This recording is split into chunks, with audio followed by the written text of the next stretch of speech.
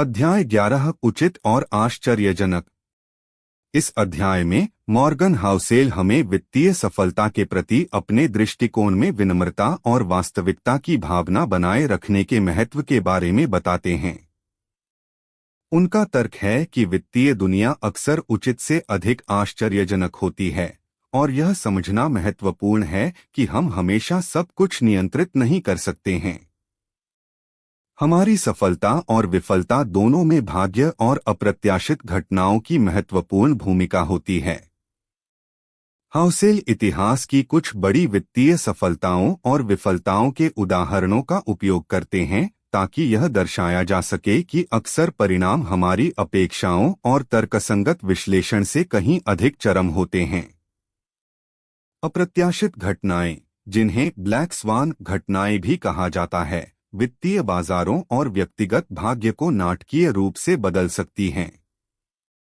लेखक इस बात पर जोर देते हैं कि हमारी स्वाभाविक प्रवृत्ति दुनिया को समझने और उसे पूर्वानुमेय बनाने की होती है।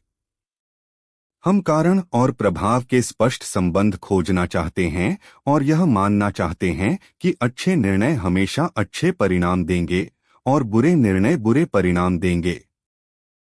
हालांकि वित्तीय दुनिया में यह हमेशा ऐसा नहीं होता है। भाग्य, जोखिम और अप्रत्याशित घटनाएं अक्सर परिणामों को महत्वपूर्ण रूप से प्रभावित करती हैं।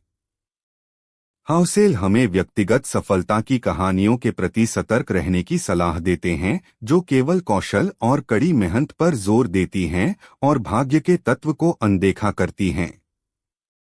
इसी तरह हमें व्यक्तिगत विफलताओं को हमेशा अक्षमता या मूर्खता के संकेत के रूप में नहीं देखना चाहिए, क्योंकि वे प्रतिकूल परिस्थितियों या अप्रत्याशित जोखिमों का परिणाम हो सकते हैं। अध्याय हमें यह सिखाता है कि वित्तीय सफलता के लिए एक संतुलित दृष्टिकोण अपनाने के लिए विनम्रता आवश्यक है। हमें अपनी सफलताओं को पूरी तरह से अपनी प्रतिभा के लिए जिम्मेदार नहीं ठहराना चाहिए और अपनी विफलताओं के लिए पूरी तरह से खुद को दोषी नहीं मानना चाहिए। भाग्य और जोखिम दोनों ही भूमिका निभाते हैं। हाउसेल सुझाव देते हैं कि हमें अपनी वित्तीय योजनाओं में एक मार्जिन ऑफ सेफ्टी का निर्माण करना चाहिए ताकि हम अप्रत्याशित झटकों का सामना कर सकें।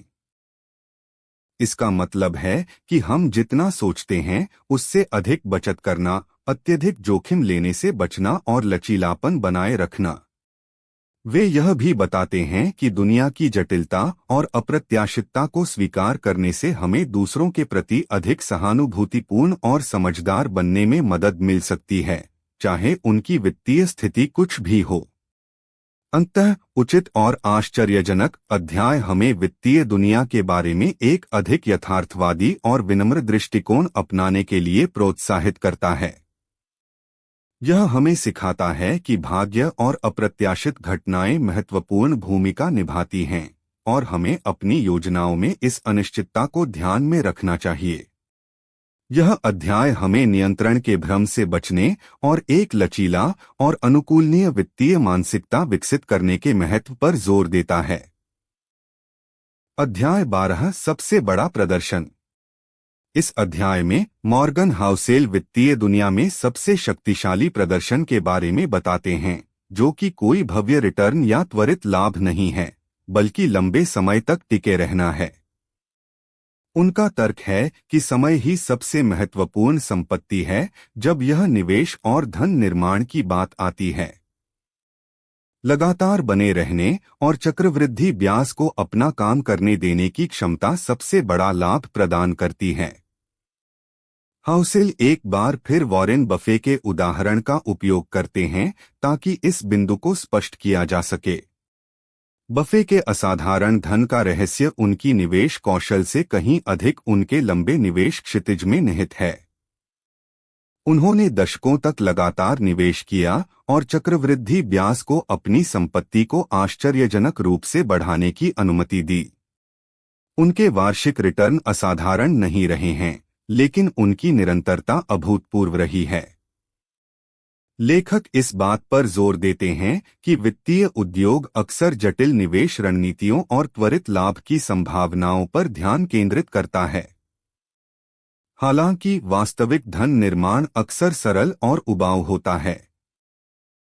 जल्दी शुरू करें, लगातार बचत करें, बुद्धिमानी से निवेश करें और लंबे समय तक अपने निवेश को बनाए रखें। अध्याय हमें यह सिखाता है कि बाजार के उतार चढ़ाव अपरिहार्य हैं और कई निवेशक घबराकर बेच देते हैं जब बाजार नीचे जाता है, जिससे वे संभावित दीर्घकालिक लाभ से चूक जाते हैं। वित्तीय सफलता के लिए महत्वपूर्ण है कि इन अस्थायी गिरावटों को सहन करने और अपने दीर्घकालिक लक्ष्यों पर ध्यान केंद्रित करने की क्षमता हो। हाउसेल सुझाव देते हैं कि हमें एक ऐसा निवेश दृष्टिकोण विकसित करना चाहिए जो हमें लंबे समय तक सहज महसूस कराए। इसका मतलब है कि हमारी जोखिम सहिष्णुता को समझना और ऐसे निवेशों का चयन करना जिनमें हम बाजार की अस्थिरता के दौरान भी विश्वास रख सकें। वे यह भी बताते हैं कि जीवन में अन्य क्षेत्रों में भी दीर्घकालिकता का महत्व है। स्थायी रिश्ते बनाना, एक सफल करियर बनाना या अच्छा स्वास्थ्य बनाए रखना सभी में समय, धैर्य और निरंतर प्रयास लगता है। अंततः सबसे बड़ा प्रदर्शन अध्याय हमें वित्तीय सफलता के लिए एक दीर्घकालिक परिप्रेक्ष्य अपनाने के लिए प्रोत्साहित करता है। यह हमें सिखाता है कि सबसे बड़ा लाभ अक्सर उन लोगों को मिलता है जो खेल में सबसे लंबे समय तक बने रहते हैं।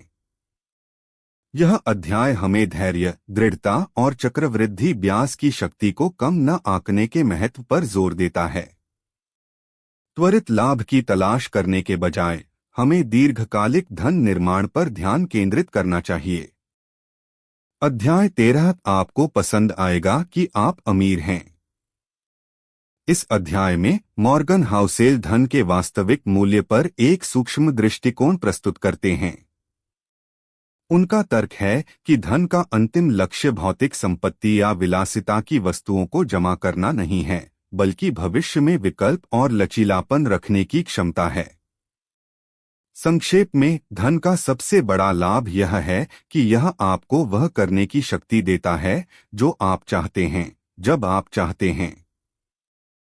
हाउसेल बताते हैं कि समाज अक्सर धन को महंगी कारों, बड़े घरों और डिजाइनर कपड़ों जैसी मूर्त चीजों से जोड़ता है, जबकि ये चीजें कुछ लोगों के लिए वांछनीय हो सकती हैं, वे जरूरी नहीं कि खुशी या संतुष्टि प्रदान करें।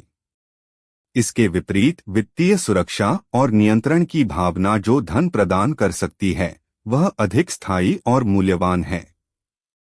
लेखक इस बात पर जोर देते हैं कि धन का वास्तविक मूल्य भविष्य में अप्रत्याशित अवसरों का लाभ उठाने या अप्रत्याशित कठिनाइयों का सामना करने की क्षमता में निहित है। यदि आपके पास वित्तीय संसाधन हैं, तो आप नौकरी बदलने, अपना व्यवसाय शुरू करने या किसी आपात स्थिति से निपटने के लिए बेहतर स्थिति में होंगे। यह लचीलापन और नियंत्रण की भावना है जो वास्तव में मायने रखती है। हाउसेल आज़ादी के कमरे की अवधारणा को फिर से दोहराते हैं, यह सुझाव देते हुए कि धन हमें अपने समय और जीवन पर अधिक नियंत्रण प्रदान करता है। यह हमें उन नौकरियों को ना कहने की शक्ति देता है जिन्हें हम नापसंद करते हैं, उन लोगों के साथ समय बिताने की अनुमति देता है जिनकी हम परवाह करते हैं, और उन गतिविधियों को आगे बढ़ाने का अवसर देता है जो हमारे लिए सार्थक हैं। अध्याय हमें यह सिखाता है कि अमीर होने की हमारी परिभाषा व्यक्ति पर होनी चाहिए। हर किसी के लिए पर्याप्त धन की मात्रा अलग अलग होगी। महत्वपूर्ण यह है कि यह पहचानना कि आपके लिए वास्तव में क्या मायने रखता है और उस स्तर की वित्तीय सुरक्षा के लिए प्रयास करना जो आपको अपने मूल्यों के अनुरूप जीवन जीने की अनुमति देता है। हाउसेल सुझाव देते हैं कि हमें अपनी बचत और निवेश को भविष्य में विकल्प खरीदने के साधन के रूप में देखना चाहिए। हर बचाया गया डॉलर भविष्य में संभावित स्वतंत्रता और अवसरों का प्रतिनिधित्व करता है। वे यह भी बताते हैं कि दिखावे के लिए धन खर्च करने की इच्छा अक्सर असुरक्षा और दूसरों को प्रभावित करने की आवश्यकता से प्रेरित होती है। सच्ची वित्तीय स्वतंत्रता बाहरी सत्यापन पर निर्भर नहीं करती है। अंततः आपको पसंद आएगा कि आप अमीर हैं। अध्याय हमें धन के बारे में अपने दृष्टिकोण पर पुनर्विचार करने के लिए प्रोत्साहित करता है। यह हमें सिखाता है कि वित्तीय सफलता का अंतिम लक्ष्य केवल भौतिक संपत्ति जमा करना नहीं है, बल्कि भविष्य में विकल्प और लचीलापन बनाए रखना है। यह अध्याय हमें एक ऐसी वित्तीय योजना बनाने के महत्व पर जोर देता है जो हमें वास्तविक सुरक्षा और अपने जीवन पर नियंत्रण की भावना प्रदान करे। अध्याय 14, जब सब कुछ एक साथ आता है। इस अध्याय में मॉर्गन हाउसेल वित्तीय सफलता के विभिन्न मनोवैज्ञानिक पहलुओं को एक साथ जोड़ते हैं, जिन पर उन्होंने पहले के अध्यायों में चर्चा की है। वह बताते हैं कि वित्तीय निर्णय केवल गणितीय गणनाओं पर आधारित नहीं होते हैं, बल्कि हमारी भावनाओं, पूर्वाग्रहों और दुनिया को देखने के तरीके से गहराई से प्रभावित होते हैं। दीर्घकालिक वित्तीय कल्याण प्राप्त करने के लिए इन मनोवैज्ञानिक कारकों को समझना महत्वपूर्ण है। हाउसेल उन प्रमुख अवधारणाओं को दोहराते हैं जिन पर उन्होंने पहले प्रकाश डाला है, जैसे कि व्यक्तिगत इतिहास का प्रभाव, भाग्य और जोखिम की भूमिका, पर्याप्त की अवधारणा, भविष्य की अनिश्चितता, अमीर बनने और अमीर बने रहने के बीच का अंतर, चक्रवृद्धि की शक्ति, बचत का महत्व और वित्तीय स्वतंत्रता का वास्तविक मूल्य। लेखक बताते हैं कि ये सभी अवधारणाएं आपस में जुड़ी हुई हैं और एक समग्र वित्तीय मानसिकता बनाने में योगदान करती हैं। उदाहरण के लिए, यह समझना कि भाग्य और जोखिम वित्तीय परिणामों को कैसे प्रभावित करते हैं, हमें अत्यधिक आत्मविश्वास या अत्यधिक आलोचना से बचने में मदद कर सकता है। पर्याप्त की भावना विकसित करना हमें अनावश्यक जोखिम लेने और लगातार और अधिक की लालसा करने से रोक सकती है। हाउसेल इस बात पर जोर देते हैं कि वित्तीय सफलता के लिए कोई एक आकार सभी के लिए उपयुक्त सूत्र नहीं है। हर किसी की वित्तीय परिस्थितियां, लक्ष्य और मूल्य अलग अलग होते हैं। इसलिए हमारी वित्तीय योजनाएं हमारी अपनी विशिष्ट आवश्यकताओं और प्राथमिकताओं के अनुरूप होनी चाहिए। अध्याय हमें यह सिखाता है कि वित्तीय निर्णय लेते समय हमें अपनी भावनाओं और पूर्वाग्रहों के बारे में जागरूक होना चाहिए। डर और लालच जैसे भावनाएं हमें तर्कहीन निर्णय लेने के लिए प्रेरित कर सकती हैं। वित्तीय बाजारों के बारे में हमारे अपने विश्वासों और मान्यताओं को चुनौती देना और एक संतुलित दृष्टिकोण अपनाना महत्वपूर्ण है। हाउसेल सुझाव देते हैं कि हमें एक वित्तीय योजना बनानी चाहिए जो न केवल हमारे वित्तीय लक्ष्यों को ध्यान में रखे बल्कि हमारी मनोवैज्ञानिक जरूरतों को भी संबोधित करे। हमें ऐसी रणनीतियां विकसित करनी चाहिए जो हमें अनुशासित रहने, लंबी अवधि के लिए निवेशित रहने और अप्रत्याशित झटकों का सामना करने में मदद करें। वे यह भी बताते हैं कि वित्तीय शिक्षा महत्वपूर्ण है, लेकिन यह केवल ज्ञान प्राप्त करने के बारे में नहीं है। यह वित्तीय अवधारणाओं को समझने और उन्हें वास्तविक दुनिया की स्थितियों में लागू करने के बारे में भी है। अंततः जब सब कुछ एक साथ आता है, अध्याय हमें वित्तीय सफलता के लिए एक समग्र और मनोवैज्ञानिक रूप से सूचित दृष्टिकोण अपनाने के लिए प्रोत्साहित करता है। यह हमें सिखाता है कि वित्तीय निर्णय केवल संख्याओं के बारे में नहीं हैं, बल्कि हमारे मूल्यों, भावनाओं और दुनिया को देखने के तरीके से गहराई से जुड़े हुए हैं। इन मनोवैज्ञानिक कारकों को समझकर हम अधिक प्रभावी वित्तीय निर्णय ले सकते हैं और दीर्घकालिक वित्तीय कल्याण प्राप्त कर सकते हैं। अध्याय 15, कुछ भी मुफ्त नहीं है। इस अध्याय में मॉर्गन हाउसेल हमें वित्तीय दुनिया में एक महत्वपूर्ण सच्चाई के बारे में बताते हैं। हर चीज की एक कीमत होती है, भले ही वह तुरंत स्पष्ट न हो। असाधारण रिटर्न या सफलता अक्सर छिपी हुई लागतों के साथ आती है, जैसे कि अस्थिरता, जोखिम, अनिश्चितता और धैर्य की आवश्यकता। हमें इन लागतों को पहचानने और उन्हें चुकाने की इच्छा रखने की आवश्यकता है यदि हम महत्वपूर्ण वित्तीय लाभ प्राप्त करना चाहते हैं।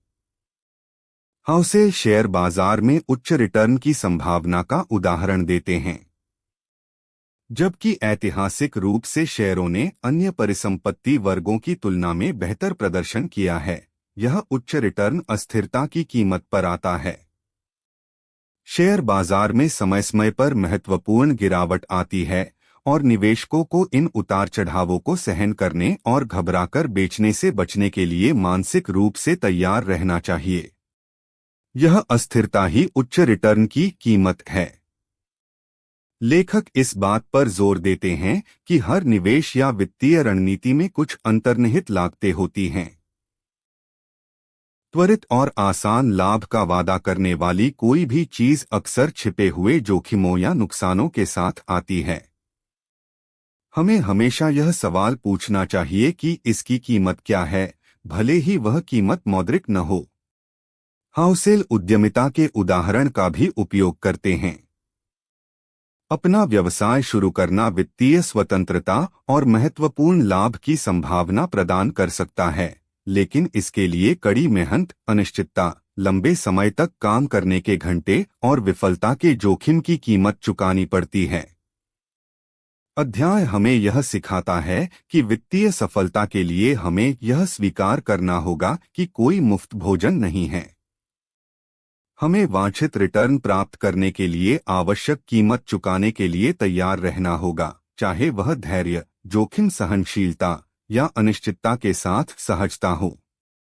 हाउसेल सुझाव देते हैं कि हमें उन लागतों की पहचान करने का प्रयास करना चाहिए जो विभिन्न वित्तीय अवसरों से जुड़ी हैं और यह आकलन करना चाहिए कि क्या हम उन लागतों को चुकाने के लिए तैयार हैं। एक निवेश जो उच्च रिटर्न का वादा करता है लेकिन हमें रात में जगाए रखता है, वह हमारे लिए सही नहीं हो सकता है, भले ही गणितीय रूप से यह आकर्षक लगे। वे यह भी बताते हैं कि सफलता की राह में आने वाली अस्थायी असुविधाओं और चुनौतियों को स्वीकार करना महत्वपूर्ण है। यदि हम केवल आसान और दर्दरहित लाभ की तलाश करते हैं तो हम महत्वपूर्ण अवसरों से चूक सकते हैं। अंततः कुछ भी मुफ्त नहीं है। अध्याय हमें वित्तीय दुनिया के बारे में एक यथार्थवादी दृष्टिकोण अपनाने के लिए प्रोत्साहित करता है। यह हमें सिखाता है कि असाधारण रिटर्न अक्सर छिपी हुई लागतों के साथ आते हैं और हमें उन लागतों को पहचानने और उन्हें चुकाने की इच्छा रखने की आवश्यकता है यदि हम दीर्घकालिक वित्तीय सफलता प्राप्त करना चाहते हैं। यह अध्याय हमें धैर्य, जोखिम जागरूकता और वित्तीय लक्ष्यों को प्राप्त करने के लिए आवश्यक बलिदानों को समझने के महत्व पर जोर देता है। अध्याय 16 आप और मैं। इस अध्याय में मॉर्गन हाउसेल वित्तीय निर्णयों के प्रति व्यक्तिगत दृष्टिकोण के महत्व पर जोर देते हैं। उनका तर्क है कि वित्तीय सलाह और रणनीतियां सार्वभौमिक नहीं हो सकती हैं क्योंकि हर किसी के वित्तीय लक्ष्य, समय क्षितिज और व्यक्तिगत परिस्थितियां अलग-अलग होती हैं। जो आपके लिए सही है वह किसी और के लिए सही नहीं हो सकता है और इसके विपरीत। हाउसेल बताते हैं कि वित्तीय उद्योग अक्सर सामान्यीकृत सलाह देता है जो सभी पर लागू होने का दावा करती है। हालांकि व्यक्तिगत परिस्थितियों में महत्वपूर्ण अंतर होते हैं जिन्हें ध्यान में रखा जाना चाहिए। उदाहरण के लिए, एक युवा व्यक्ति जिसके पास लंबा करियर क्षितिज है, वह सेवानिवृत्ति के करीब व्यक्ति की तुलना में अधिक जोखिम लेने में सहज हो सकता है।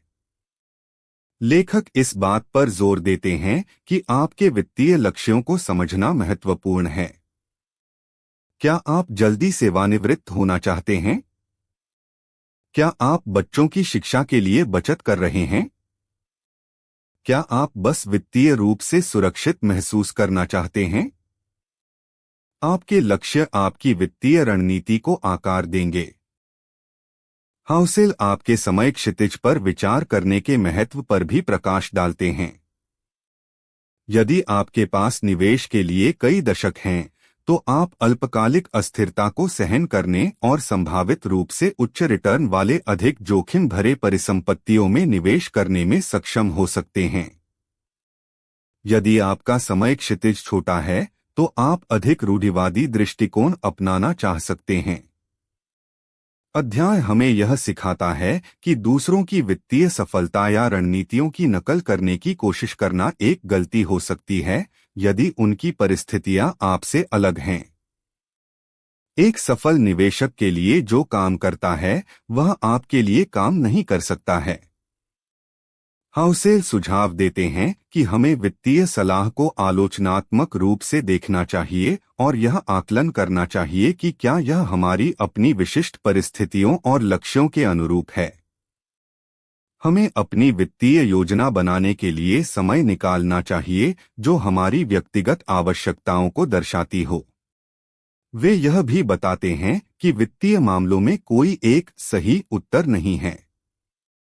अलग अलग लोगों के लिए अलग अलग रणनीतियां काम कर सकती हैं। महत्वपूर्ण यह है कि आप अपनी वित्तीय स्थिति को समझें और ऐसे निर्णय लें जिनके साथ आप सहज हों और जो आपको अपने लक्ष्यों की ओर ले जाएं। अंततः आप और मैं अध्याय हमें वित्तीय निर्णयों के प्रति एक व्यक्तिगत दृष्टिकोण अपनाने के लिए प्रोत्साहित करता है। यह हमें सिखाता है कि दूसरों की नकल करने के बजाय हमें अपनी वित्तीय आवश्यकताओं, लक्ष्यों और परिस्थितियों पर ध्यान केंद्रित करना चाहिए।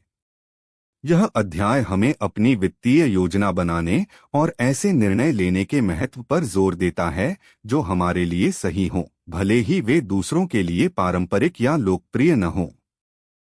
अध्याय 17 लालच से ज्यादा बुरा। इस अध्याय में मॉर्गन हाउसेल वित्तीय निर्णयों को चलाने वाली दो शक्तिशाली भावनाओं, लालच और डर के बीच संतुलन पर विचार करते हैं। उनका तर्क है कि जबकि लालच हमें अवसरों का पीछा करने और धन संचय करने के लिए प्रेरित कर सकता है, डर हमें तर्कहीन कार्रवाई करने और संभावित रूप से हमारी वित्तीय प्रगति को नुकसान पहुंचाने के लिए भी प्रेरित कर सकता है। हाउसेल सुझाव देते हैं कि डर अक्सर लालच से अधिक हानिकारक हो सकता है क्योंकि यह हमें मूल्यवान अवसरों से चूकने और खराब समय पर बेचने के लिए प्रेरित कर सकता है। लेखक वित्तीय बाजारों के इतिहास से कई उदाहरणों का उपयोग करते हैं ताकि यह दर्शाया जा सके कि कैसे डर ने निवेशकों को घबराकर बेचने और बाजार की तेजी से चूकने के लिए प्रेरित किया है। 2008 के वित्तीय संकट के दौरान कई लोगों ने अपने शेयर बेच दिए जब बाजार में भारी गिरावट आई, केवल बाद में पछताने के लिए जब बाजार में तेजी आई। डर ने उन्हें दीर्घकालिक लाभ से वंचित कर दिया। हाउसेल इस बात पर जोर देते हैं कि वित्तीय बाजारों में अस्थिरता अपरिहार्य है और बाजार में गिरावट डर पैदा कर सकती है। हालांकि इन गिरावटों को अक्सर खरीदारी के अवसर के रूप में देखा जा सकता है उन निवेशकों के लिए जिनके पास दीर्घकालिक दृष्टिकोण है और वे अल्पकालिक शोर को अनदेखा करने में सक्षम हैं। अध्याय हमें यह सिखाता है कि डर हमें तर्कहीन निर्णय लेने के लिए प्रेरित कर सकता है, जैसे कि बाजार में तेजी के दौरान खरीदारी करना जब कीमतें पहले से ही अधिक हों या बाजार में गिरावट के दौरान बेचना जब कीमतें कम हों। यह कम खरीदे, उच्च बेचें के विपरीत है जो सफल निवेश का मूल सिद्धांत है। हाउसेल सुझाव देते हैं कि हमें एक वित्तीय योजना विकसित करनी चाहिए जो हमारी जोखिम सहिष्णुता के अनुरूप हो और हमें बाजार की अस्थिरता के दौरान शांत रहने में मदद करे।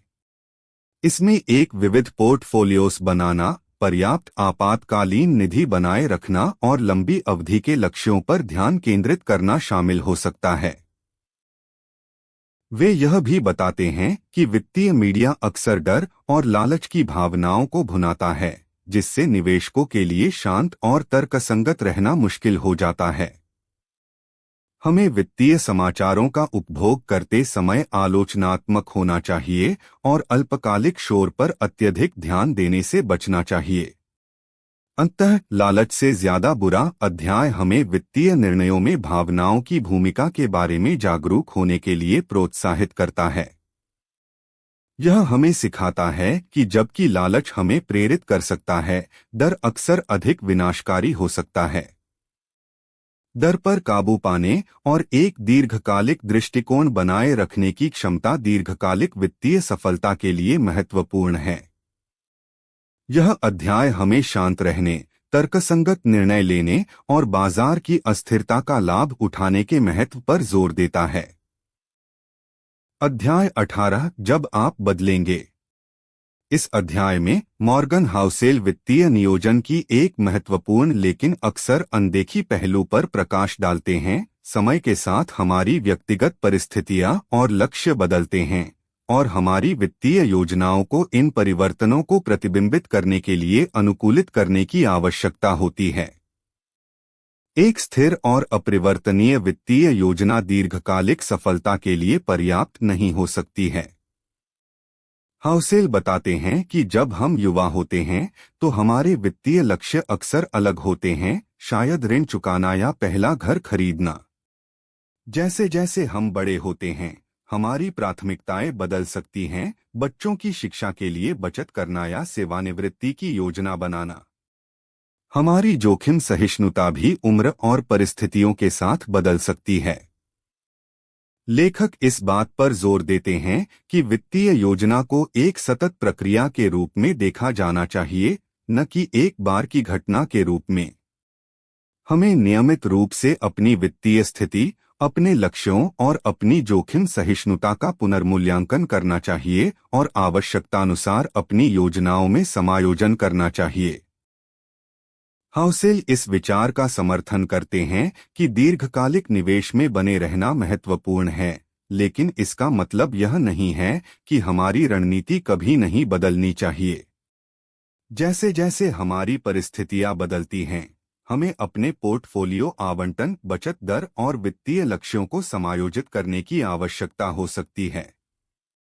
अध्याय हमें यह सिखाता है कि वित्तीय पूर्वानुमान और दीर्घकालिक अनुमान त्रुटिपूर्ण हो सकते हैं क्योंकि भविष्य अप्रत्याशित है और हमारी अपनी जरूरतें और इच्छाएं भी समय के साथ विकसित होती हैं। एक कठोर योजना जो भविष्य के एक निश्चित दृष्टिकोण पर आधारित है, अप्रत्याशित परिवर्तनों के सामने टूट सकती है। हाउसेल सुझाव देते हैं कि हमें एक वित्तीय योजना बनानी चाहिए जो लचीली हो और हमें आवश्यकतानुसार बदलाव करने की अनुमति दे।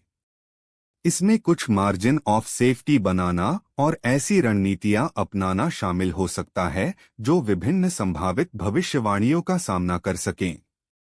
वे यह भी बताते हैं कि वित्तीय सलाह जो हमने अतीत में प्राप्त की थी, वह अब हमारी वर्तमान परिस्थितियों के लिए प्रासंगिक नहीं हो सकती है। हमें लगातार सीखने और अपनी वित्तीय समझ को अपडेट करने के लिए तैयार रहना चाहिए।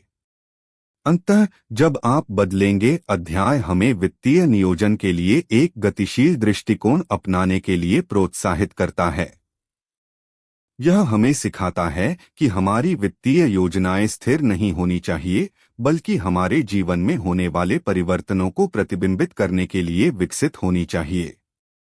यह अध्याय हमें नियमित रूप से अपनी वित्तीय स्थिति का पुनर्मूल्यांकन करने और आवश्यकतानुसार अपनी योजनाओं को समायोजित करने के महत्व पर जोर देता है, ताकि हम अपने बदलते लक्ष्यों को प्राप्त कर सकें।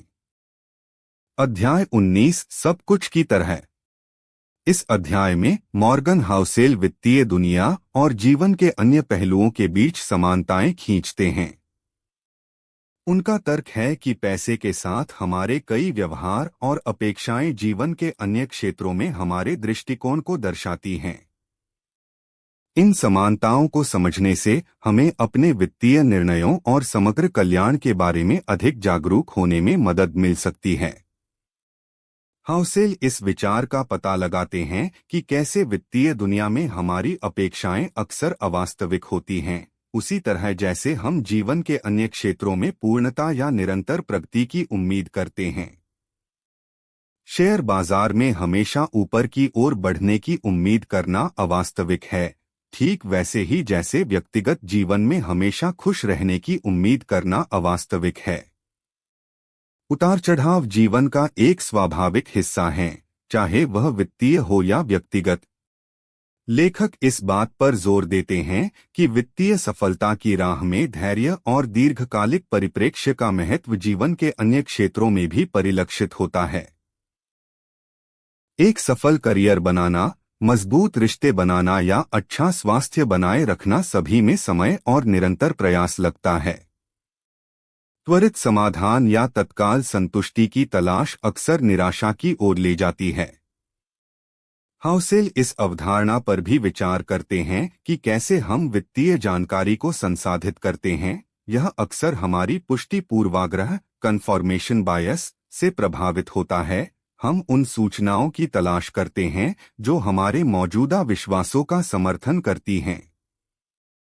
यह प्रवृत्ति जीवन के अन्य क्षेत्रों में भी मौजूद है, जहां हम उन विचारों और लोगों की ओर आकर्षित होते हैं जो हमारी राय को मान्य करते हैं। अध्याय हमें यह सिखाता है कि वित्तीय दुनिया में अनिश्चितता और जोखिम को स्वीकार करना जीवन की अनिश्चितताओं को स्वीकार करने जैसा है। हम सब कुछ नियंत्रित नहीं कर सकते हैं और अप्रत्याशित घटनाएं घटित होंगी। लचीलापन और अनुकूलनशीलता वित्तीय और व्यक्तिगत दोनों तरह की सफलता के लिए महत्वपूर्ण हैं। हाउसेल सुझाव देते हैं कि वित्तीय बाजारों के इतिहास का अध्ययन करना हमें एक परिप्रेक्ष्य प्रदान कर सकता है और हमें यह समझने में मदद कर सकता है कि अस्थिरता सामान्य है और लंबे समय तक विकास की अवधि के बाद अक्सर गिरावट आती है।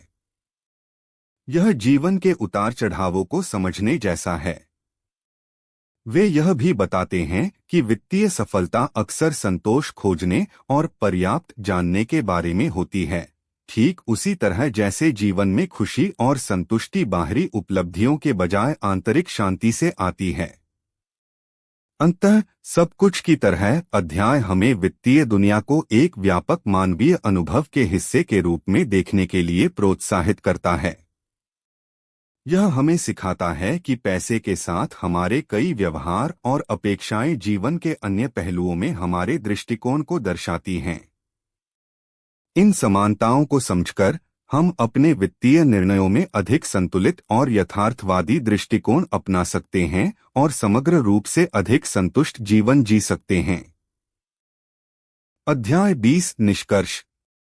इस अंतिम अध्याय में मॉर्गन हाउसेल पूरी पुस्तक में चर्चा किए गए प्रमुख मनोवैज्ञानिक सिद्धांतों को संक्षेप में प्रस्तुत करते हैं और वित्तीय सफलता और कल्याण के लिए कुछ व्यावहारिक निष्कर्ष निकालते हैं। वह जोर देते हैं कि पैसे के साथ हमारा व्यवहार तर्क, गणित या अर्थशास्त्र की तुलना में हमारी भावनाओं और व्यक्तिगत अनुभवों से कहीं अधिक प्रभावित होता है। वित्तीय सफलता प्राप्त करने के लिए इस मानवीय पहलू को समझना महत्वपूर्ण है। हाउसेल दोहराते हैं कि कोई भी वित्तीय रूप से पागल नहीं है। हमारे पैसे के साथ व्यवहार करने के तरीके को अक्सर हमारे अद्वितीय जीवन अनुभवों द्वारा आकार दिया जाता है। वित्तीय निर्णय लेते समय दूसरों के दृष्टिकोण को समझना महत्वपूर्ण है।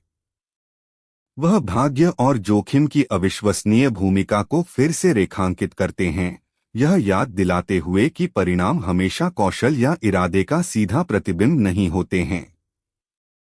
विनम्रता और अप्रत्याशित के लिए तैयारी महत्वपूर्ण है। पर्याप्त जानने का महत्व फिर से सामने आता है, जो हमें अनावश्यक लालच और जोखिम से बचाता है। सामाजिक तुलना से दूर रहना और अपनी संतुष्टि की परिभाषा विकसित करना आवश्यक है। हाउसेल भविष्य की अनिश्चितता पर जोर देते हैं और हमें कठोर पूर्वानुमानों पर भरोसा करने के बजाय लचीली योजनाओं का निर्माण करने की सलाह देते हैं। अमीर बनने और अमीर बने रहने के बीच का अंतर महत्वपूर्ण है। बाद वाले के लिए संयम, डर और मितव्ययिता की एक अलग मानसिकता की आवश्यकता होती है। चक्रवृद्धि की शक्ति को धैर्य और दीर्घकालिक परिप्रेक्ष्य के साथ सराहा जाना चाहिए। त्वरित लाभ की तलाश अक्सर चूकने वाले अवसरों की ओर ले जाती है। बचत का महत्व केवल भविष्य की ज्ञात जरूरतों के लिए नहीं है, बल्कि अप्रत्याशित घटनाओं के लिए लचीलापन और विकल्प बनाए रखने के लिए भी है। वित्तीय स्वतंत्रता का वास्तविक मूल्य भौतिक संपत्ति में नहीं, बल्कि अपने समय और विकल्पों पर नियंत्रण रखने की क्षमता में निहित है। आशावादी बने रहना महत्वपूर्ण है, लेकिन हमें अपनी वित्तीय योजनाओं को लेकर निराशावादी रूप से तैयार रहना चाहिए ताकि हम अप्रत्याशित झटकों का सामना कर सकें। अंततः हाउसेल इस बात पर जोर देते हैं कि वित्तीय सफलता एक सार्वभौमिक सूत्र नहीं है। यह हमारी व्यक्तिगत लक्ष्यों, मूल्यों और परिस्थितियों के अनुरूप होनी चाहिए। हमें अपनी वित्तीय मनोविज्ञान को समझना चाहिए और ऐसे निर्णय लेने चाहिए जिनके साथ हम सहज हों और जो हमें दीर्घकालिक कल्याण की ओर ले जाएं। अध्याय का समापन इस विचार के साथ होता है कि वित्तीय सफलता केवल अमीर बनने के बारे में नहीं है, बल्कि शांति, स्वतंत्रता और भविष्य पर नियंत्रण की भावना प्राप्त करने के बारे में है। यह एक सतत प्रक्रिया है जिसमें आत्मजागरूकता, अनुकूलनशीलता और मानवीय स्वभाव की जटिलताओं की गहरी समझ शामिल है।